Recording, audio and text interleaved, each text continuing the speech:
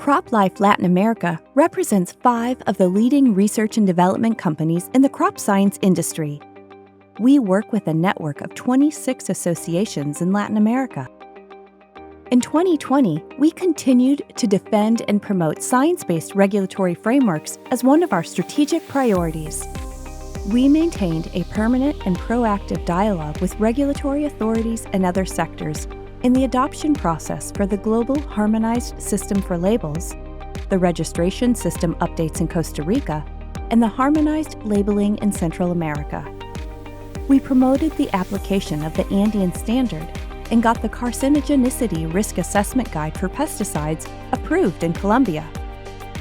We proved that the prohibitions or restrictions on agrochemicals covered by erroneous interpretations of the precautionary principle contravene due legal process, while decision-making based on risk assessment has a greater scientific basis. We advocated that international agricultural trade was not obstructed by unjustified non-tariff barriers. The decline in the availability in the European Union of the maximum residue limits of several key molecules for food production united Latin America agricultural producers with their governments and with the industry more than ever to defend science and legal certainty in international trade. We maintained a dialogue with producers in the region and proactively participated in updating a new Rainforest Alliance agricultural certification standard. The new standard recognizes the concept of integrated pest management and excludes restrictions by general categories of products, despite continuing to impose blacklists of some phytosanitary products.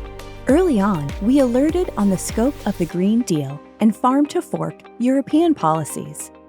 The concepts of agricultural production systems, the availability of crop protection products, and the roadmap to move towards a more sustainable agriculture will be on the agenda between Europe and Latin America in the coming years.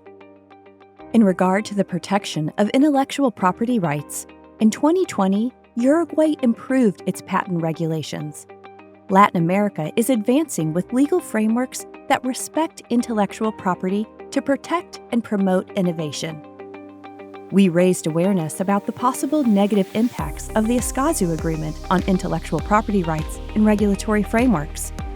We keep monitoring its correct implementation in the countries that have ratified it. We continued our actions to stop and combat the illegal trade of pesticides in Latin America. We highlight the launch of PIA, an app to confidentially denounce the illegal trade of agrochemicals in Guatemala.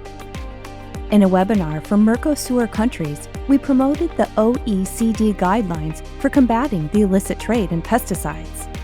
We renewed the agreement with the Inter-American Institute for Cooperation on Agriculture, IICA, for 4 more years, which allows us to support and train farmers and other audiences in new technologies. We promoted the adoption of biotechnology in Central America. In Honduras, a new event for corn was approved, and genetic editing trials in bananas are progressing. Costa Rica approved 2 new technologies in cotton. Guatemala is getting ready to analyze and approve the first biotech seed registration applications. In the pandemic, the training of good agricultural practices through the Quid Agro program continued to a great extent virtually. More than 130,000 people were trained in the responsible use of phytosanitary products throughout the region.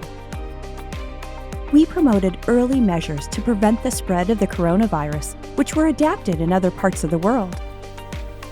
We analyzed how the adoption of drones is progressing in the application of phytosanitary products in the region. Several guides for its safekeeping and proper use are already available on our website.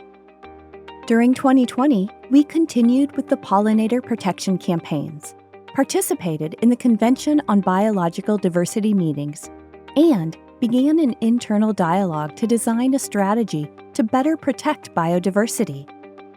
We developed CropLife Latin America's educational app with multiple educational resources to promote good agricultural practices and crop protection technologies.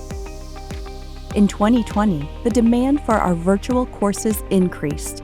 The number of certificates delivered increased by 27%. The pesticide risk management and mitigation course was the students' favorite.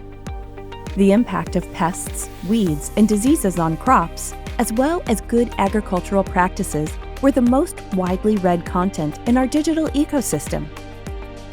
The Campo Limpio program for the responsible handling and disposal of empty pesticide containers remained active despite the closures brought on by the pandemic.